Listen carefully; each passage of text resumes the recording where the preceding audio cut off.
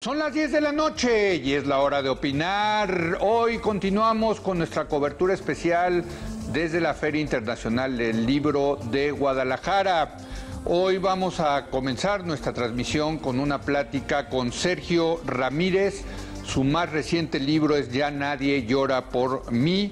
Vamos a hablar con él también de su vida después de haber ganado el Premio Cervantes, el premio más importante de habla hispana. Después voy a conversar con Carlos Velázquez sobre su más reciente libro, El Pericazo Sarmiento, una extraordinaria crónica de la relación del autor con la cocaína. Y para terminar voy a entrevistar a Antonio Ortuño sobre La vaga ambición, su más reciente libro de cuentos que le valió ganar el Premio de Literatura Ribera del Duero, uno de los reconocimientos más importantes de Iberoamérica, sobre todo en el en el género de los cuentos. Así que quédese aquí en Foro TV, que ya comenzó la hora de opinar.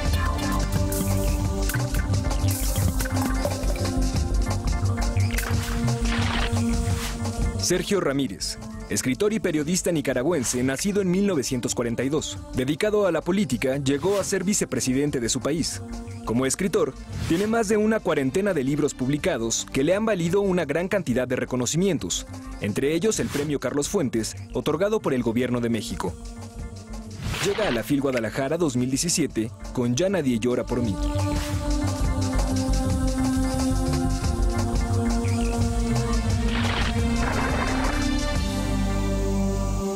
Bueno, continuamos con nuestra cobertura desde la Feria Internacional del Libro en Guadalajara, Jalisco, y me da un enorme gusto recibir a Sergio Ramírez, un escritor nicaragüense, pues al cual le han dado nada menos que el Premio Cervantes, quizá el premio más importante de la lengua hispana, el premio literario, desde luego, más importante de la lengua hispana. Sergio, primero que nada, muchas felicidades. Muchas gracias. A ver, ¿cómo te enteraste? ¿Qué?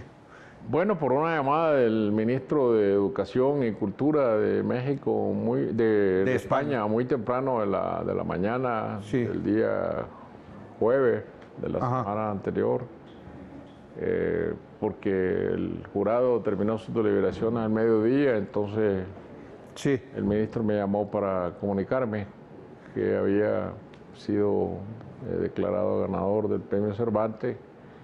Y entonces ya ese día, pues mi vida cambió totalmente, sí, de lo que yo hago, ¿no? Rutinariamente, que es escribir en las mañanas. Sí, sí. Y ya me tuve que entregar a esta vorágine que todavía dura.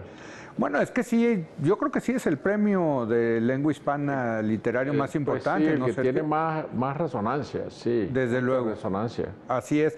Y es la primera vez que un centroamericano, ¿no?, lo gana. Sí, nunca había caído esta lotería literaria en Centroamérica, sí. Bueno, no es una lotería, la verdad es muy merecida, hay que decirlo. ¿Te lo esperabas, Sergio? Bueno, el día anterior mi nombre había aparecido entre los tres candidatos que tenían más posibilidades, y de alguna manera, pues, si yo estoy en la lista corta, algo hay que esperar.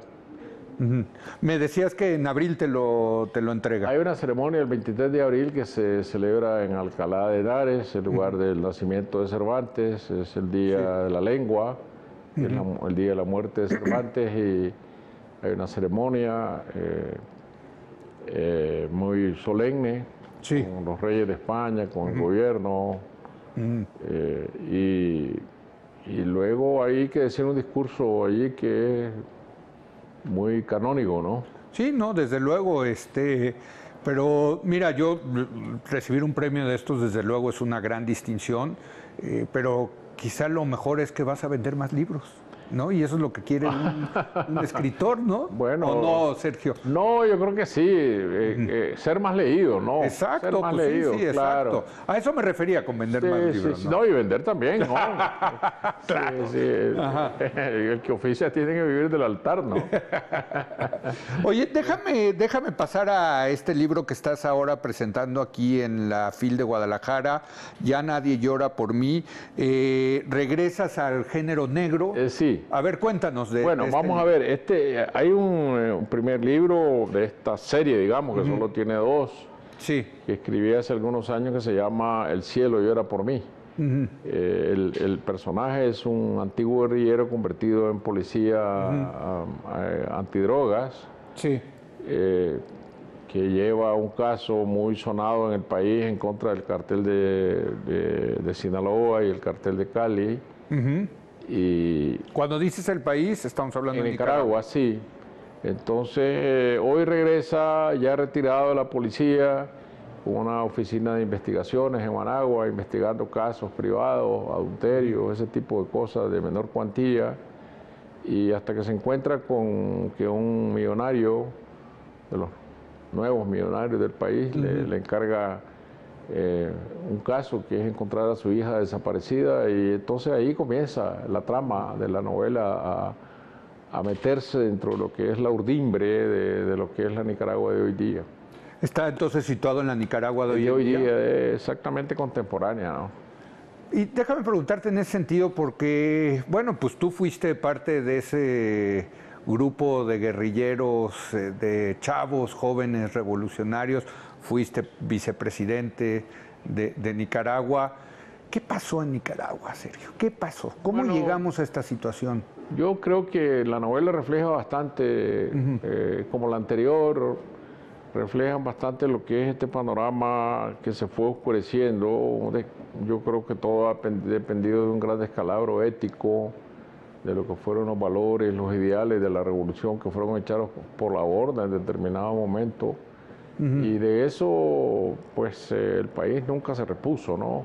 En términos éticos me refiero, ¿no? Sí. Ahora, pues, hay un gobierno que se sigue llamando revolucionario, pero que solo quedó metido en la retórica del pasado, ¿no? Pero revolución no hay más en Nicaragua, eso se terminó. ¿Dirías que es una dictadura la de Daniel Ortega? Pues es una ausencia de democracia. Lo que pasa es que cuando decimos en Nicaragua dictadura, la gente recuerda los crímenes de Somoza, masivos, y no es esa la situación, ¿no? Lo que hay es una ausencia de institucionalidad, un acaparamiento absoluto del poder en un solo puño, un matrimonio que es el que gobierna el país. Sí, sí, sí. Entonces, eso no podemos llamarlo revolución, ¿no? Ahora, tú en otro libro que a mí me gusta mucho, Adiós a los muchachos, ¿no? Se llama, relatas eso, ¿no? Sí, eso que estábamos hablando, esa descomposición ética que sufrió la revolución. Pero es un retrato, bueno, es un retrato muy deprimente, ¿no? Desde luego, pero es un retrato magnífico de cómo se va pudriendo una revolución. Déjame ponerlo así. Claro. Yo quise contar una historia como quien se tratara de una novela, ¿no? Con los ganchos de una novela, una narración, para explicar de términos personales y quizá podríamos decir sentimentales de lo que fue para mí la revolución, cómo me involucré a fondo en lo que realmente creía, junto con mi familia, mis hijos que se fueron a alfabetizar, mi hijo mayor que fue combatiente en la guerra contra la Contra. Es decir, era una entrega total y eso es lo que yo trato de describir, lo que yo llamaría pues, el desencanto de alguien que como yo no era un político profesional y prefirió luego volver a la escritura, que era mi verdadero campo, y no quedarme en la arena política donde yo nunca me sentí bien, sobre todo una vez que el impulso de la revolución se había perdido. ¿Y en qué va a acabar? ¿Cómo ves el futuro de Nicaragua, Sergio? No sé, yo lo primero que aspiro es que no haya derramamiento de sangre. Desde luego. Yo creo que una guerra nueva, ningún país la merece y Nicaragua tampoco. El sacrificio de los jóvenes, la cuota de sacrificio juvenil que se pagó en Nicaragua es inconmensurable, miles de jóvenes muertos. Y yo creo que pues, tendrá que haber alguna salida por la vía cívica, no sé cuál será, la situación del país es muy atípica, no hay oposición organizada, la oposición ha sido dispersada, dividida, muchos partidos ilegalizados. Pero yo creo que ese fermento de que el país quisiera vivir en democracia, ahí está, oculto, pero ahí está.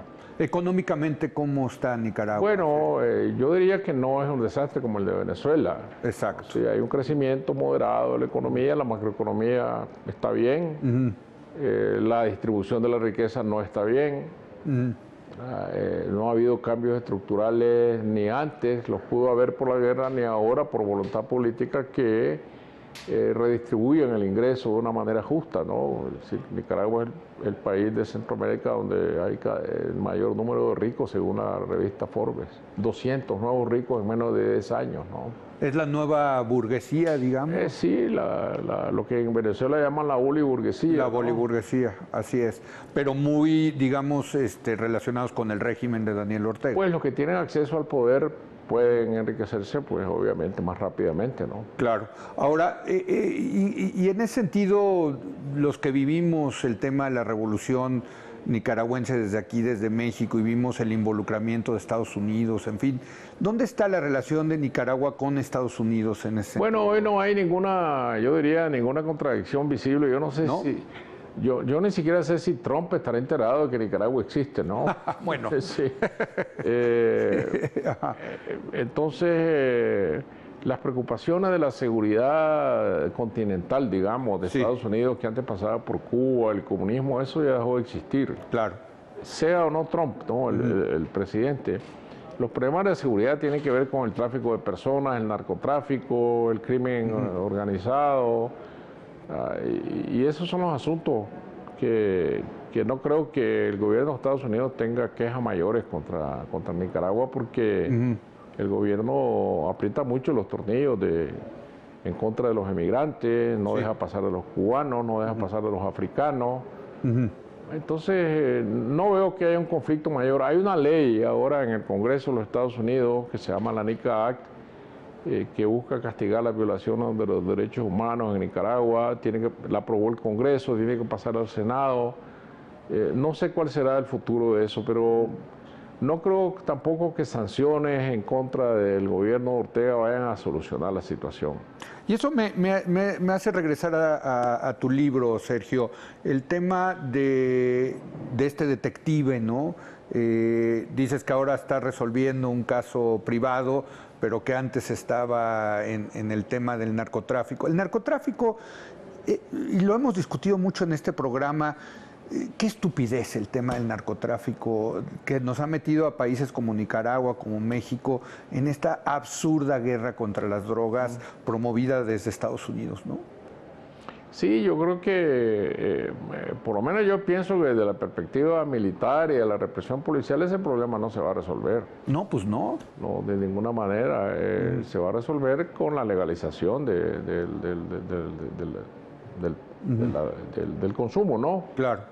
Que ya está ocurriendo. Que verlo como un asunto de salud pública, más bien como lo ven en Holanda, como lo ven en Portugal. Eso escandaliza a mucha gente aquí cuando se menciona ese tema de que cómo es posible que se hable de la legalización de las drogas, pero la cantidad de muertos que ha costado esta guerra es más que lo que cuesta la adicción, ¿no? ¿Los carteles están metidos en Centroamérica? Sí, pero lo que pasa es que Centroamérica es un puente. Sí. No tiene, digamos, densidad crítica de consumo. México ya lo tiene, ¿no?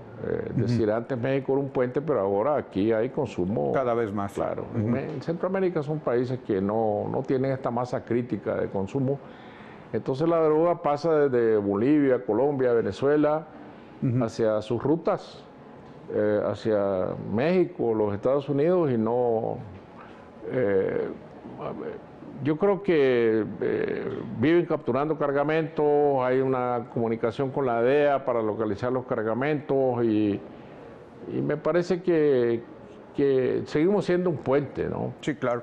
¿Te gusta escribir novelas negras, novelas policíacas? Pues como un vehículo de llegar a donde yo quiero llegar, que es explorar la realidad y qué es lo que pasa en nuestra sociedad y particularmente en Nicaragua, que es lo que yo mejor conozco, ¿no?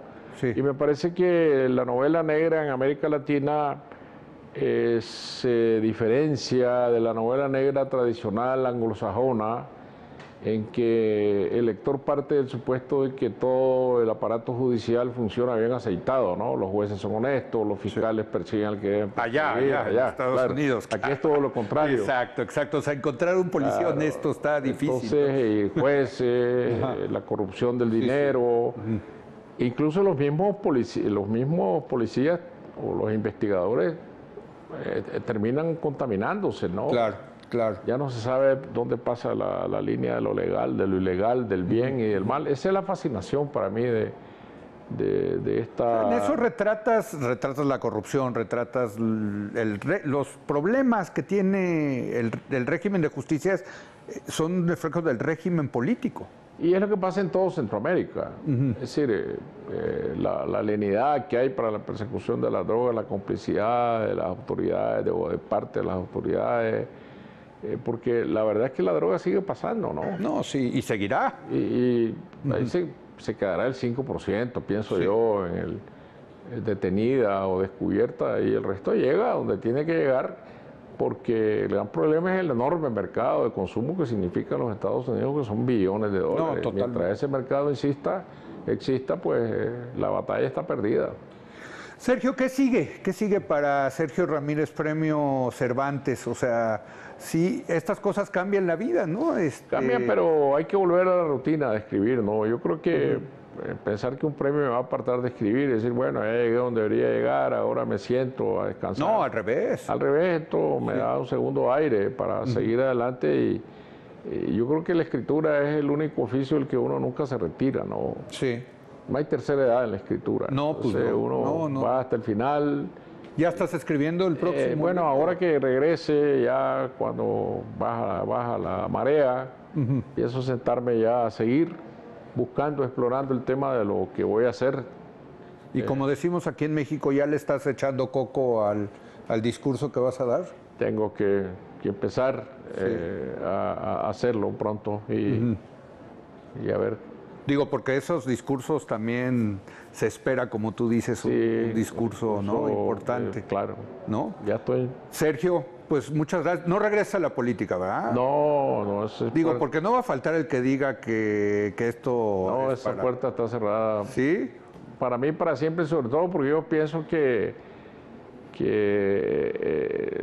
la política debe ser de las nuevas generaciones, ¿no? Sí. Son los que traen ideas nuevas y...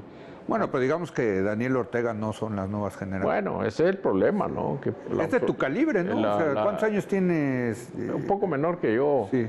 Pero bueno, parte de la obsolescencia es esa, ¿no? De quedarse más de lo que la vida... No, y luego la mujer. Sí, entonces... Deben estar los jóvenes ya hechos cargo del país y eso están bloqueados. Desde luego.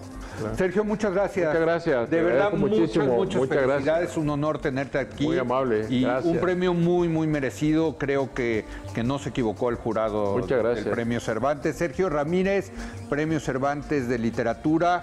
Ya nadie llora por mí, ya lo está a la venta, es de Alfaguara, perdón. Y bueno, pues hay que leerlo al nuevo Premio Cervantes de Literatura. Muchas gracias. Seguimos en esta cobertura especial desde la Feria Internacional del Libro de Guadalajara.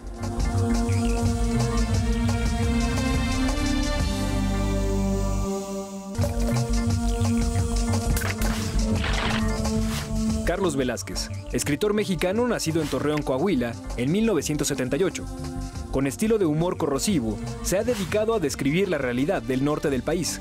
Su novela La Biblia Vaquera fue reconocida en 2009 como uno de los libros del año. Presenta en la FIL Guadalajara 2017 El Pericazo Sarniento.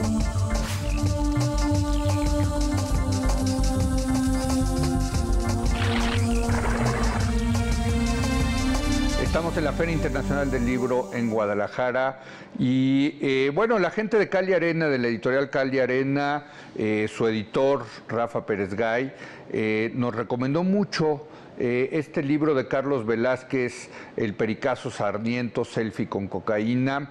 Y créanme que Rafa Pérez Gay no es de halago fácil, así que dijimos, hombre, pues tenemos que invitar a Carlos a platicar de este libro, que por cierto tiene un gran título, El Pericazo Sarniento, y está con nosotros su autor, Carlos Velázquez. ¿Cómo estás, Carlos? Muy bien, hola. Buenas noches, gracias por venir. El libro, entiendo, es crónica de tu adicción con la cocaína. Sí, es el testimonio, el recuento de mi paso, ¿no?, por la sustancia, desde el momento en que la conocí hasta el presente. Y empiezas, digamos, de cómo conociste la cocaína, cómo te introdujiste a esta droga, ¿no? Sí, a los 17 años fui a un estudio de tatuajes donde un amigo trabajaba tatuando. En Torreón, ¿de dónde? En Torreón, y llegó alguien con esta cosa, ¿no? Que no sabía yo ni siquiera qué era. Así llegó con, aquí está esta cosa, empezamos a forjar las líneas, a formarlas, y...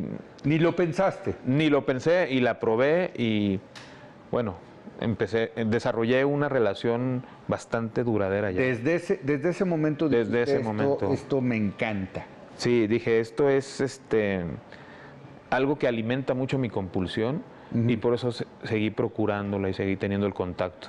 ¿Cuál es el efecto que tiene la cocaína en ti? Bueno, o sea, ¿por qué te gusta tanto, digamos? Bueno, la cocaína, te lo mencionaba, te otorga una falsa sensación de seguridad, ¿no? Te anestesia, ¿no? Entonces, Fogwill, que es un escritor argentino que también tuvo una relación con la cocaína, mencionaba que pueden estar cayendo muertos, ¿no?, desde la ventana, y a ti no te va a conmocionar ni te va a afectar porque estás anestesiado, ¿no? Entonces, ahí está, como digamos, el primer punto de contacto que se hace entre la sustancia y el adicto. Para ser un adicto hay que tener una necesidad de huir, ¿no? Puede ser huir de tu circunstancia, puede ser huir de ti mismo, de tu mente, etcétera. De la realidad. De la realidad, exacto, esta evasión. Entonces, en ese momento, ¿no?, que el adicto entra en contacto con el producto, se evade, ¿no? Él empieza a sentir esta falsa sensación de seguridad, y es así como empieza a construirse una relación. Cuéntanos cómo fue la decisión de escribir esto, porque no es fácil, no es sencillo. Necesitas mucho coraje y mucha honestidad para atreverte a poner en blanco y negro tu relación con las drogas, ¿no? Pues la verdad es que sí ha sido bastante complicado. En un principio, cuando me invitaron a hacer el libro, yo acepté porque me parecía como la cosa más normal del mundo, ¿no? Es decir, yo soy narrador, tengo varios libros de cuentos, tengo otro libro de crónicas, y digamos que me pareció como un paso natural, pero conforme empecé la redacción del libro, tuve problemas, digamos, de juicio, donde ya no me sentí como tan convencido de hacer lo que estaba haciendo, porque, bueno, en primera instancia tengo una hija, ¿no? Sí. Entonces, mi hija tiene 10 años en este momento. Y o sea, en algún momento lo va a leer. En algún momento va a leer y todos mis libros, ¿no? Sí. Y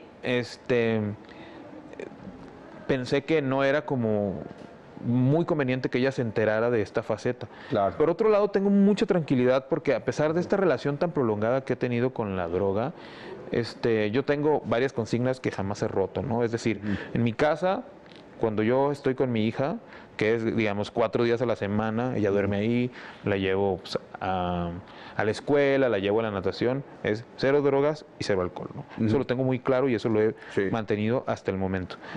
Y esta relación que yo tuve con la sustancia, más que nada se presenta desde los 17 hasta los 27 años. Esos 10 años. Ajá, que es cuando yo, a los 27, cuando mi hija, digamos, cuando va a nacer, cuando embarazo a su madre, y que ahí hubo un repliegue, ¿no? Hubo así un distanciamiento de la sustancia. Pero se movió el piso, digamos. Claro, pero esos años anteriores es gran parte de lo que está contado en el libro, que además es un periodo bastante extraordinario, no solo dentro de mi vida, sino dentro de la vida del país, ¿no? Y en particular me decías, antes aquí de entrar al aire, que con tu ciudad, con Torreón, ¿no? Cuéntanos de eso, porque también es parte importante de esta historia, ¿no? Sí, yo nazco en Torreón, ¿no?, que es una población, como muchas otras de la provincia, o como tantos pueblitos del norte olvidados. Bueno, pueblito, así como pueblito... Pues no, pero digamos que... Ciudad media, ¿no? Es una ciudad media, pero apacible, era apacible. No había absolutamente nada que hacer, ¿no? No había absolutamente nada que hacer. Entonces también, cuando tienes ambiciones, ¿no? Y naces en un medio como este, hay una gran carga de frustración. Eso se menciona al comienzo del libro, ¿no? Que para llegar también a esta adicción existe una gran necesidad de huir, de escapar, ¿no? Entonces, esta frustración y esta necesidad de huir confeccionan la mente del adicto. Sí. Entonces, resulta que ahí no pasaba nada, sin embargo, a una hora está San Pedro de las Colonias, ¿no? Que antes de que estallara la guerra contra el narco, era una ciudad que se distinguía por movilizar una gran cantidad de droga debido a sus aeropuertos clandestinos, ¿no? Okay. Muchas avionetas que provenían del sur, de Sudamérica, del sur del país, aterrizaban ahí en su camino hacia Estados Unidos, sí. y en determinado momento empezaron a dejar una cantidad considerable de droga para consumo local, ¿no? Sí. No sé si tú lo recuerdes, pero en el 1995 Milenio Semanal publica una crónica, un reportaje sobre 2 menores de edad que mueren por sobredosis de heroína en San Pedro de las Colonias.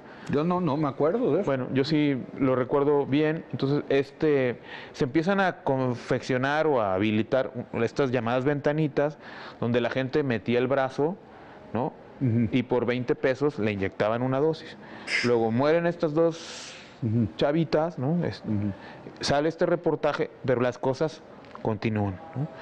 Después, cuando viene la guerra contra el narco, la ciudad, o sea, la realidad le estalla a la gente en la cara. El negocio de la droga se termina por convertir en un gran problema. Es decir, como lo mencionábamos, el narcotráfico y el gobierno siempre habían coexistido, ¿no? No, pues sí, claro. Siempre, pero habían tenido, digamos, una relación de tolerancia y cooperación, vamos. De tolerancia y cooperación. Viene la guerra contra el narco, viene el periodo de Felipe Calderón, sí. Y las cosas explotan, y esta ciudad pequeña, ¿no? De ser, digamos, de no figurar para nada en el mapa, de repente empieza a tener internacionalmente empieza a tener proyección. Sí, ¿no? Para mal. Para mal. ¿Por qué? Por la gran cantidad de muertos que se producen en la guerra contra el narco. Ahora, yo me acuerdo que Felipe Calderón durante todo su sexenio decía que estaba en esa guerra para que a tus hijos no le llegue la droga. Pues yo siempre dije, esto es bullshit, porque la droga siempre va a llegar a los hijos. O sea, mientras haya demanda de drogas, va a haber oferta de drogas. Y lo que me contabas tú es que allí en Torreón la oferta de drogas pues, se volvió muy común y corriente, ¿no? Sí, de drogas incluso antes veíamos como inaccesibles, como la cocaína, ¿no? Sí. Hubo un momento, me imagino yo, que pasó en muchas ciudades del norte, antes que en ciudades del sur, sí. En el que hay una especie de transición. Es decir, en algún momento el gobierno, ¿no? Empieza a darse cuenta de que el negocio de la droga es una gran fuente de dinero, ¿no? Entonces, el habilitar, el permitir el comercio empieza a redundar beneficios, ¿no? Empieza a redundar más lana. Dinero que termina también por llegar a las arcas del gobierno. Entonces, bueno, sí, no a las arcas del gobierno, digamos, a las arcas de los gobernantes. A las arcas de los gobernantes. Sí. Entonces, digamos que en ese periodo de transición, la droga que pasaba por México y va hacia Estados Unidos, empieza a quedarse, ¿no? Para este consumo local. Entiendo que incluso le empiezan a pagar los colombianos, digamos, a los mexicanos en especie para que ellos puedan ganar dinero y quedarse con el dinero acá en México. Entonces, viene esta transición, se empieza a distribuir la droga y no es un problema de salud pública hasta el momento, ¿sí? Porque digamos que hay todavía una especie de control, es una cosa compleja, sí, ¿no? Porque digamos que la droga está a la luz, pero a la vez está como subterránea. ¿Tú nunca tuviste problemas para conseguir droga? Antes de la guerra contra el narco, no. Entonces lo que te contaba es que luego viene la guerra contra el narco y se vuelve realmente el negocio de la droga un problema, y la gente que era, digamos, no solo adicta, los usuarios, porque no todo mundo, digamos, está enganchado a la droga, pero había gente que se compraba 1 gramo por el fin de semana, 1 gramo cada 15 días, etcétera. Esta especie de drogadicto flotante que no termina como por formar parte del grueso, se da cuenta de que eso que hacía antes con cierto grado de ingenuidad, sin correr ningún riesgo, se empieza a convertir en un problema y además que incluso te puede llevar a la muerte, ¿no? Hay más riesgo, digamos.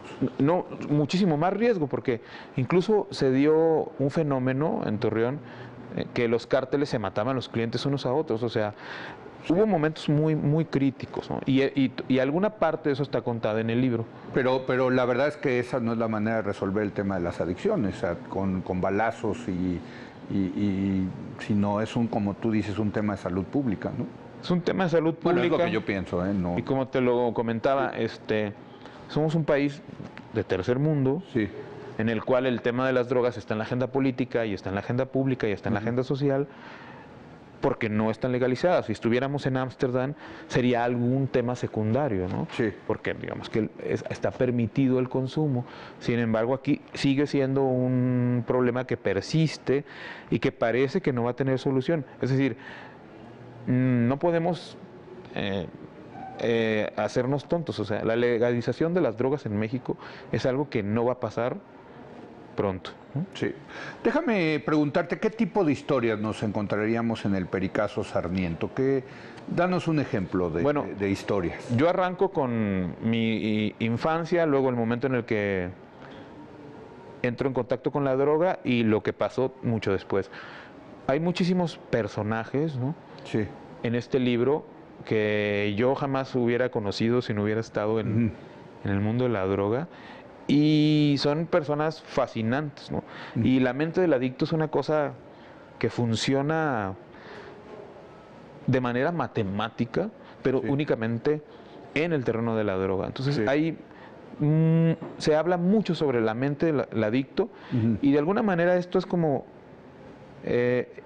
poner sobre la mesa cómo es que nosotros llegamos, ¿no?, a engancharnos con una sustancia ilegal o legal, ¿no? Claro. Parte de las historias, supongo, tienen que ver con los dealers, ¿no? Que son siempre personajes, pues no sé si aburridos o interesantes. ¿Tú qué dirías? Porque puedo pensar que es un güey que vende droga y ya, ¿no? O puede ser un güey que sí efectivamente tenga, digamos, cierta personalidad interesante, ¿no? Hay un capítulo dedicado a los dealers que yo he tenido en mi vida. Uno de los más longevos, lleva 8 años conmigo. Sí. 8 años que diga, o sea, yo he estado casado 3 ocasiones y las 3 he durado 2 años. Sí. O sea, he durado más con él que con cualquiera de mis mujeres. Sí. Todo un gentleman, ¿no? Sí. Carro del año, Rolex, camisa. Te dice, te voy a ver ahí en tal esquina a tal hora y llega. Pero no todo es miel sobre hojuelas, ha habido también muchísimos problemas y cuento cuáles han sido todos los dealers con los que yo he convivido a lo largo de mi adicción. ¿Qué sigue después de esto, Carlos? ¿En qué estás? Porque, digo, este es un ejercicio, se necesitan un par bien puestos para atreverse a escribir esto. ¿Y luego qué estás haciendo? Ahorita tengo a la par un libro de relatos, que es mi 4.º libro de relatos. Y ¿Ya está publicado? Sí, y mi 4.º libro publicado con Sexto Piso, la editorial Sexto Piso. Okay. ¿De qué van? Que se llama La Efeba Salvaje. Sí. Y son 5 o 6 historias sobre personajes también así, digámoslo, que no son muy tocados en la literatura mexicana. Tengo un cuento, el que da el título al libro, sobre una chica del clima, que ahora a mí me parece un fenómeno muy que se ha expandido de una manera bastante escandalosa, porque se ha creado un mercado, ¿no?, a partir de la chica del clima. Entonces, no hay miembro de mi generación que no prenda las noticias para ver a la chica del clima. Entonces creo una historia. ¿Qué faldita trae la chava? ¿Qué trae faldita, qué vestido, etcétera, etcétera? Sí. Entonces creo la historia de una de estas chicas. Está bien. Que la corren de su puesto, es decir, la transfieren del reporte del clima a deportes. Ajá. Y ahí empieza la historia, ¿no? Entonces, ¿qué hace una chica del clima en deportes? Y me decías que estás pensando escribir algo de Tepito. A ver, eso me parece interesante, ¿o cómo? No, cuando me preguntabas sobre el contenido del libro en relación a la veracidad y lo que ocurre, te decía que yo en una ocasión fui a escribir una crónica sobre la venta de droga en Tepito. Sí. Entonces, cuando la publiqué, había gente que me decía, no. ¿En dónde la publicaste? En La Razón. Ok. Había gente que me decía, no, es que esto no es cierto, esto no pasa. Entonces, lo que te decía es que hay esferas del país que no se tocan. Es decir, la gente que vive en Las Lomas, en Santa Fe, etcétera, nunca entran en contacto con este mundo y piensan muchos que no existe. Y hay otra gente que cree que también es como una especie de invención, de fantasía. Pero entonces el trabajo del cronista, como me preguntabas, es precisamente eso, es sacar a la luz lo que ocurre en todos los niveles de relaciones en este país. En Tepito se consigue todo, ¿no? Por lo que yo he escuchado, ¿no? Yo soy de esos que no te voy a decir, no voy a Tepito porque me da miedo, cabrón. Tiene una fama terrible, ¿no? El barrio duro de Tepito, ¿no? Bravo, ¿no? Es un lugar fascinante. No puedo decir que se consigue todo porque, o sea, yo nunca he ido a comprar pero un riñón. Pero sí, un riñón. Pero lo que sí puedo decir es que es uno de los epicentros de mayor venta de droga en el país. No, desde luego. Y en la Ciudad de México. Así es. Y sí se consigue drogas y lo que sea, ¿no? Sí, o sea, hay una gran... Oye, y a precios accesibles para el público, ¿no? Es una cosa súper curiosa porque sí, hay de todo. O sea, hay desde aquel que llega a formarse para comprar, no sé, 50 gramos. Sí, de coca. Sí. Que es un chorro. No, es muchísima. Sí. Y está Digo, porque entiendo que la coca se vende por gramo, ¿no? Sí, y está el adicto de a pie que va y compra su gramo y que está batallando para conseguir el dinero para reunir lo que cuesta un gramo, y todos ellos confluyen en un mismo espacio. O sea, hay mercado de mayoría y de menudeo, digamos, ¿no? Bueno, pues Carlos, la verdad, mis respetos, qué bueno que te atreviste, yo me lo llevo para leerlo, de Ediciones Cal y Arena de Carlos Velázquez, El Pericazo Sarmiento, Selfie con cocaína, gran título, por cierto. Muchas gracias. Pues no puedo dejar de ser un literato, entonces es una referencia a la novela picaresca, ¿no? Claro, al Periquito Sarmiento. Quiero que sea como una especie de libro de picaresca, ¿no? Pues bueno, yo te felicito y me lo llevo para leer. El libro es de Carlos Velázquez, como les decía, El Pericazo Sarmiento, Selfie con cocaína. Gracias a Carlos por haber venido y pues aquí seguimos en la Feria Internacional del Libro de Guadalajara en esta cobertura especial para Foro TV.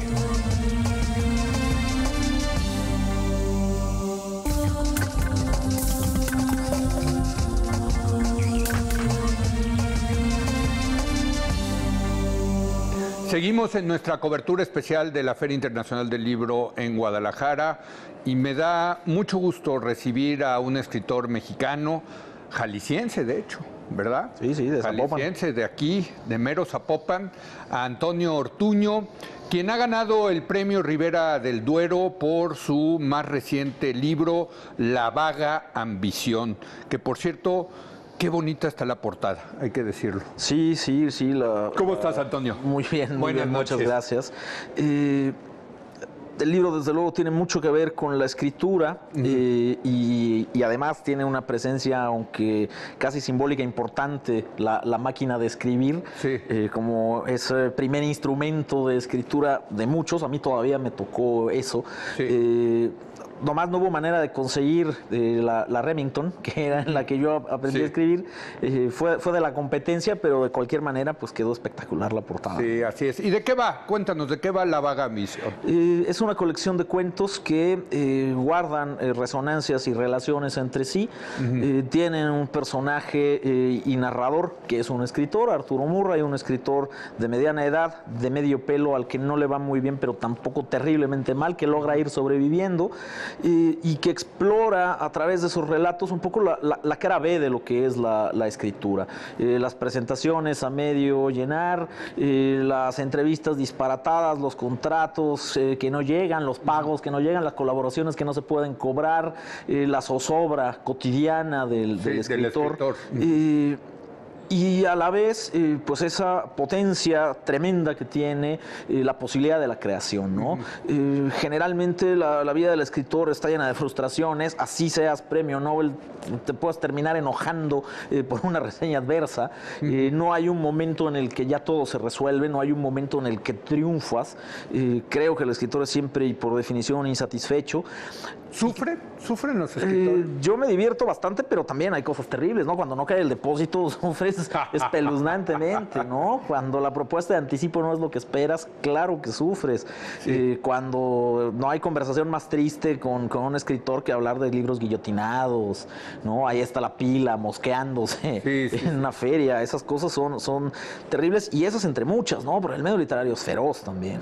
Y los egos, man. Yo aquí lo veo en la Feria Internacional del Libro, digo, desde luego están las vacas sagradas ahí que se van por los lobbies del Hilton y del Westin, ¿no? Pero son un puñado. Sí. Y debajo están todos ustedes que están luchando. Es que sí, claro, de verdad que sí. Pero finalmente eso sucede también en cualquier actividad, en cualquier profesión, ¿no? Desde luego. Hay una dimensión, y eso me interesaba explorar en estos relatos, en los que el trabajo de un escritor no es tan distinto del de un mesero, del de una enfermera, del de un profesor. Por más terrible y mala que pueda ser una universidad, va a haber un forcejeo entre los profesores. ¿Quién es el titular? ¿Quién tiene el cheque? ¿Quién puede abrir laboratorio? ¿Quién puede contratar dos becarios? Eso sucede en todos los ámbitos, es parte de la vida humana, porque estamos organizados en sociedades que más que solidaridad se relacionan mediante la competencia, ¿no? Y la competencia es sin cuartel. Decía hace un momento que el medio literario es feroz. En el fondo no es más feroz que el de los taxistas. Sencillamente que el trabajo de un escritor no se termina porque el taxista en algún momento estaciona el auto, pero el trabajo lo lleva en la cabeza el trabajo. Pero el taxista no tiene un trabajo creativo, no es de creatividad. Ustedes sí, o sea, aquí el tema es quién es el más creativo y quién logra poner en blanco y negro esa creatividad, creo. Y esa dimensión de la escritura es la que hace que pues, haya gente que le inmolemos de alguna manera la vida, que estemos ahí tratando de sobrevivir en un oficio que en realidad es casi la peor decisión que puedes tomar para intentar sobrevivir, ¿no? Por eso hay una inmensa y desbordante cantidad de escritores que tenemos que hacer otros trabajos. Claro. Que estamos en prensa, que estamos en academia. Conozco a uno que es barista de café. Cualquier otra cosa que sea la que pague las facturas y las quincenas. Totalmente. Porque la literatura es veleidosa y no le gusta pagar facturas, ¿no? Ahora, a mí me gusta que la inviten. Me gusta la idea esta del lado B de un escritor, porque sí te das cuenta que es pues casi yo te diría el sacrificio de lo que implica ser un buen escritor hasta que la pegas, ¿verdad? Y por ejemplo, una de las cosas que a mí yo siempre lo he dicho con nuestros amigos de las editoriales que traen a sus escritores para promoverlos, ¿no? Que dices, güey, el escritor está para escribir, no para andar dando, ¿no? sus giras de promoción, que muchos las padecen, ¿no? Claro, porque la realidad es que son de padecerse, ¿no? Sí. Yo tengo la impresión, hay incluso un texto de Ibargüengoitia al respecto, si uno tuviera grandes habilidades para comunicarse con las demás personas, no es muy factible que prefiriera estar encerrado en su casa escribiendo. Muchos lo hacemos precisamente porque no es lo que más disfrutamos en la vida, como el careo y la relación cotidiana y continua con un montón de gente que no conoces.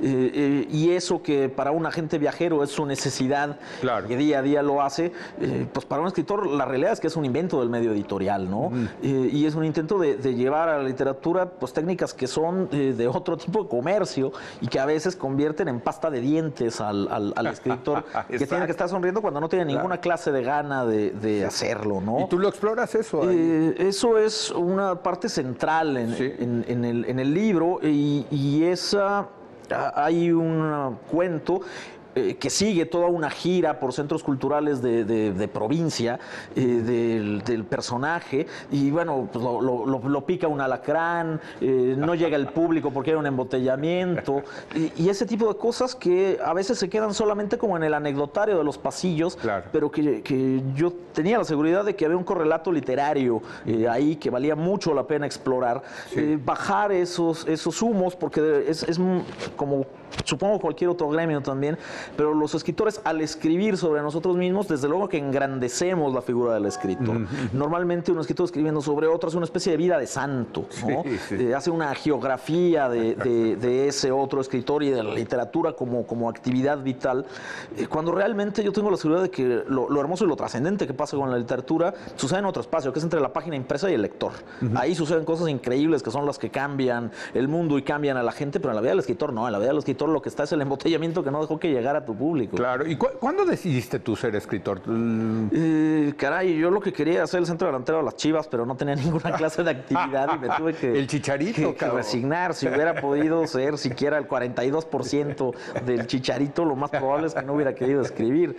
Sí. No, bueno, crecí en una familia de lectores. Mi madre escribía, aunque solo para ella, nunca intentó hacer carrera literaria ni tal. Mi hermano es poeta. Y nunca había literatura como algo remoto o algo inabordable, como si me hubieran dicho vas a hacer cirugía cerebral, ¿no? Era algo cotidiano, en mi casa se leía y se escribía. Y es algo absolutamente natural para mí. No hubo un momento de decisión de decir voy a ser escritor, sencillamente escribía y me gustaba hacerlo, ¿no? Te salió natural, digamos. Absolutamente. Ahora, dime, cuéntame el premio Rivera del Duero.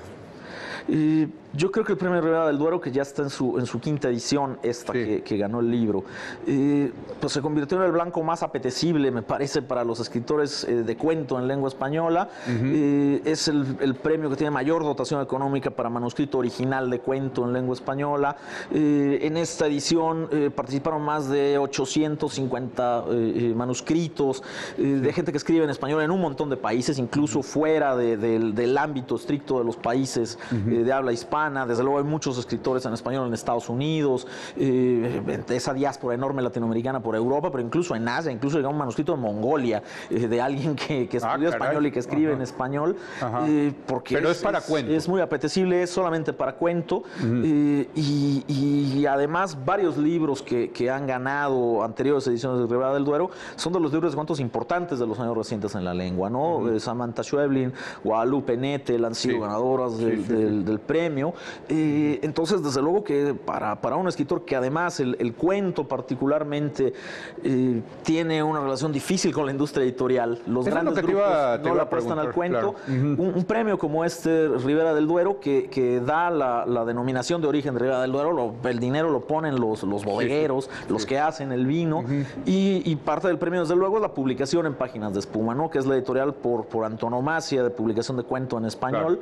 Claro. Desde luego que lo convierte en un blanco apetecible, y por eso hubo el grupo de finalistas de altísimo nivel que hubo y que ha habido en las anteriores ediciones, y bueno, pues, la felicidad, desde luego, ganar cualquier premio es una felicidad, pero este específicamente para mí es seguramente pues lo que me puso más contento después del campeonato de las Chivas de este año. Pero luego...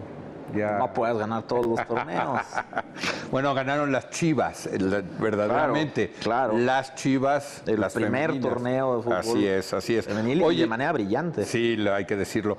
Te iba a preguntar por el cuento, porque fíjate que estuve platicando con Paul Auster, que también escribe poesía. Yo le pregunté, oye, ¿se está muriendo la poesía? Y me dijo, no, es diferente decir que está muriendo a que no tiene la misma recepción popular. El cuento, yo creo que le pasa más a la poesía, pero también le pasa al cuento. Es un género que se va olvidando, que ya no tiene el mismo gusto de los lectores por los cuentos. Tengo esa impresión, no sé. Yo lo que creo que ha pasado es que En la industria editorial, como en casi cualquier industria, porque más que el editor de arte, lo que priva es la visión del editor gerente. Sí. Desde luego que el sacar un novelón de 800 páginas que puedes ponerle en 400 pesos en la mano al lector y te va a dar muchos más beneficios de regreso cuando ese libro se vende, si lo apoyas con una campaña publicitaria y se hace ruido en torno a ese tabique, que un libro, a un libro de cuentos, que desde luego suelen ser libros más pequeños, de menos páginas, con menos regreso de inversión desde el punto de vista de estos editores gerentes. Y la realidad es que los grandes grupos editoriales han sido los encargados de marginar esa visibilidad del cuento. Entonces es un tema de los, digamos, la parte económica. Para mí es un tema absolutamente de industria, y el hecho de que el cuento haya resistido, y creo que los mejores acercamientos y exploraciones al género se han dado en el ámbito de la edición independiente, ¿no?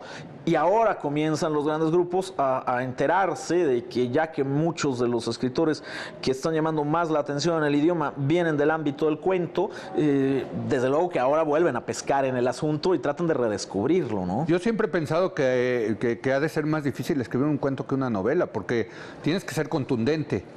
Tengo esa impresión. Claro, son cosas, desde luego... O sea, tienes que atrapar, tienes que resolver todo en 20, 30 páginas. Claro, ¿no? son cosas diferentes, pero es verdad, y una cosa que a mí me queda clara en esa relación, digamos, de muchos lectores o del común de los lectores entre cuento y novela, es que muchas veces como lectores le tenemos más paciencia a la novela, le tenemos más paciencia a ese tabique, nos pierde algunas páginas, pero nos reconectamos, y si termina en un momento alto, acabamos con la impresión global de que leímos un buen libro. Correcto. Y el libro de cuentos, claro, tiene muchas puertas y ventanas para entrar, pero también para salir.